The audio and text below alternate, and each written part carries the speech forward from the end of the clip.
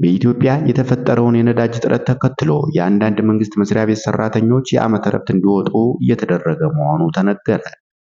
የቻይና ባለሀብቶች በትራንስፖርትና ሎጂስቲክስ ዘርፍ ኢንቨስት እንዲያደርጉ ጥሪ ቀርቦላቸዋል።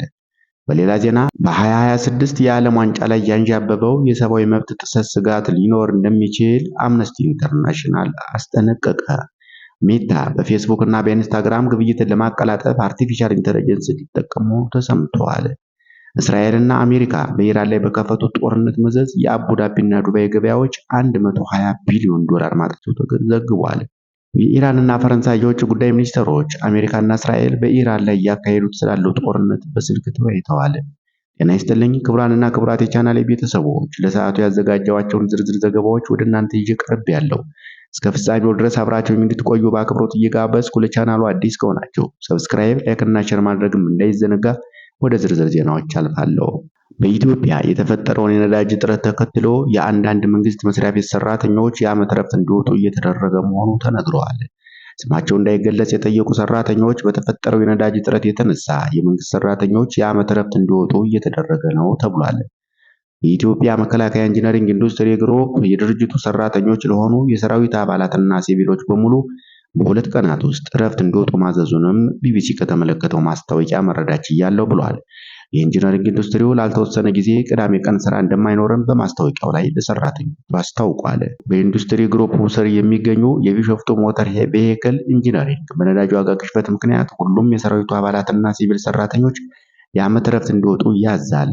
ኢንዱስትሪው ሰራተኞቹ ማስታወቂያው ከተለጠፈበት ዕለት በማግስቱ የ2016 እና የ2017 ዓመተ ምህረት ፈቃድ እንዲወጡ አሳስቧል። የኢንዱስትሪው ሰራተኞች ከጥቂት አስፈላጊ ሰራተኞች በስተቀር ሁሉም እረፍት መውጣታቸውን አረጋግጠዋል።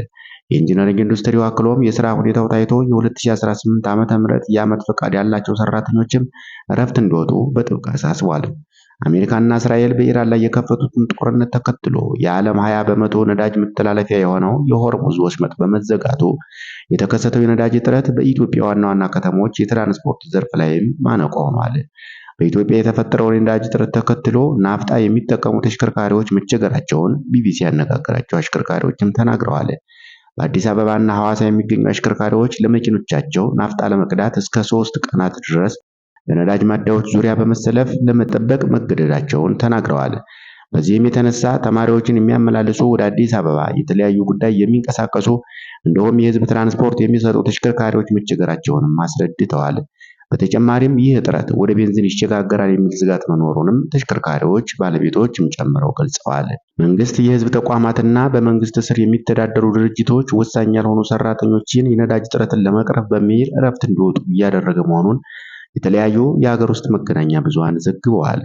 በአዲስ አበባና በሌሎች ከተሞች የሚገኙ አሽከርካሪዎች ባለፉት 2 ሳምንታት በተፈጠረው የነዳጅ እጥረት የተነሳ ከፍተኛ መጉላላት እንደገጠማቸውና የሚያደርጓቸውን ጉዞዎች ለመቀነስ መገደዳቸውን ተናግረዋል።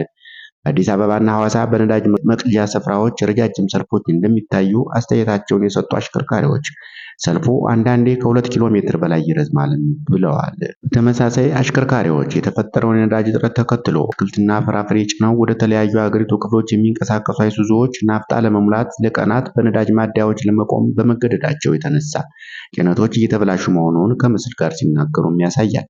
በተለይ ቲማቲም፣ ፓፓያና ሙዝ ጭነው ወደ ተለያዩ የሀገሪቱ ትልልቅ ከተሞች የሚጓዙ አይሱዙዎች በዚህ የተነሳ ስራቸውን ለመስራት መቸገራቸውንና የገበሬውን ምርት ለሸማች ማድረስ አለመቻላቸውን ይገልጻሉ።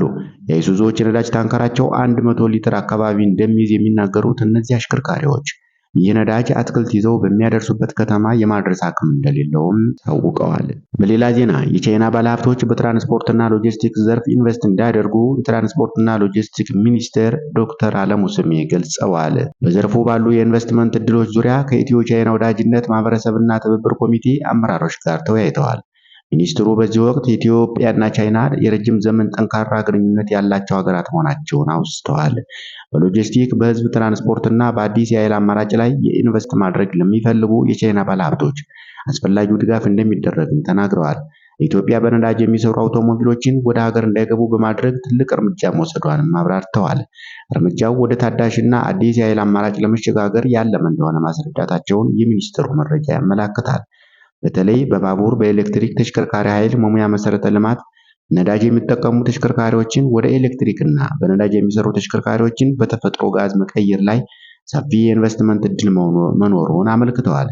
የኢትዮ ቻይና ወዳጅነት ማህበረሰብና ትብብር ኮሚቴ አመራሮች በበኩላቸው የተሽከርካሪ መገጣጠሚያ ፋብሪካ በመገንባት በነዳጅ የሚሰሩ ተሽከርካሪዎችን ወደ ኤሌክትሪክ ተሽከርካሪ የመቀየር ፍላጎት እንዳላቸው ተናግረዋል።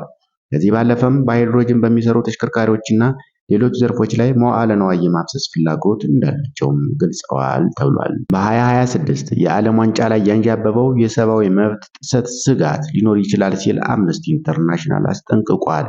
አምነስቲ ኢንተርናሽናል ሰብአዊነትን ማሸነፍ አለበት በሚል ይፋ ባደረገው ሪፖርት በ2026 የዓለም ዋንጫ ውድድር የሰብአዊ መብት ስጋት ሊኖር እንደሚችል አስጠንቅቋል።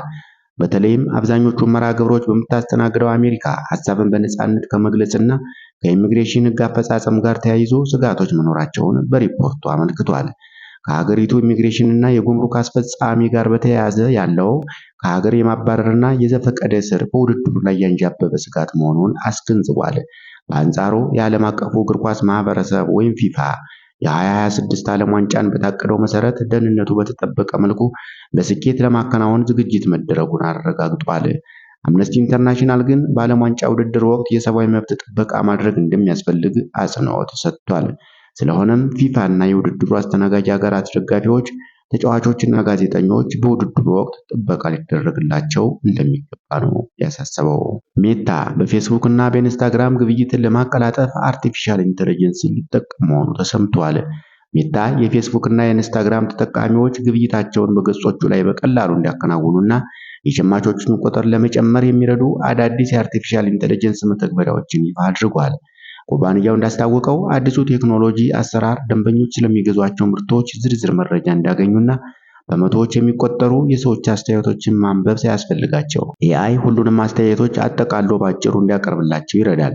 በተጨማሪም ተጠቃሚዎች ከማህበራዊ ሚዲያ ገጹ ሳይወጡ በገጹ ላይ በሚገኝ ባይ ናው በሚለው አማራጭ አማካኝነት ክፍያቸውን በአንድ ጊዜ መፈጸም ይችላሉ ብሏል። አገልግሎቱ ስለ ምርቱ ባለቤት ወይም ብራንድ ዝርዝር መረጃን፣ የሚመከሩ ተመሳሳይ ምርቶችን ሊኖሩ የሚችሉ ቅናሾችንና ሌሎች አጠቃላይ መረጃዎችንም አካቶ የያዘ ነው ተብሏል።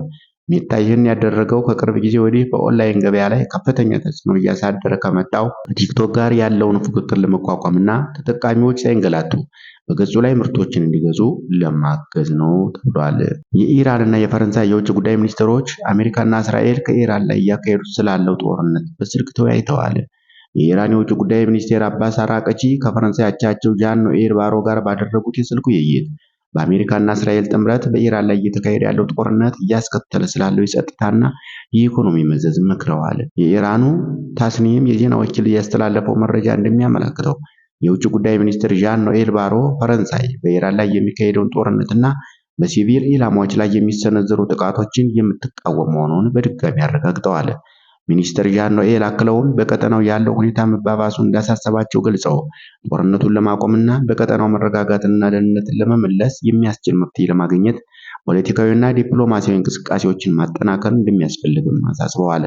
ሁለቱ መሪዎች በተጨማሪም በሁለቱ ሀገራት መካከል ያለው ዲፕሎማሲያዊ ግንኙነት መቀጠል አስፈላጊ መሆኑን የገለጹ ሲሆን በቆንስላ ጉዳዮች ላይም ሀሳብ ተለዋውጠዋል ተብሏል። ክቡራንና ክቡራት የቻናሌ ቤተሰቦች ለሰዓቱ ያዘጋጇቸው ዝርዝር ዘገባዎች እስካሁን የተከታተላችኋቸውን ይመስሉ ነበር። አብራችሁኝ ስለቆያችሁ ከልብ እያመሰገንኩ ለቻናሉ አዲስ ከሆናችሁ ሰብስክራይብ፣ ላይክ እና ሼር በማድረግ ደግሞ እንዲታበረታቱን ገልጻ ጠይቃለሁ። መልካም ቀን እንዲሆንላችሁ እመኛለሁ።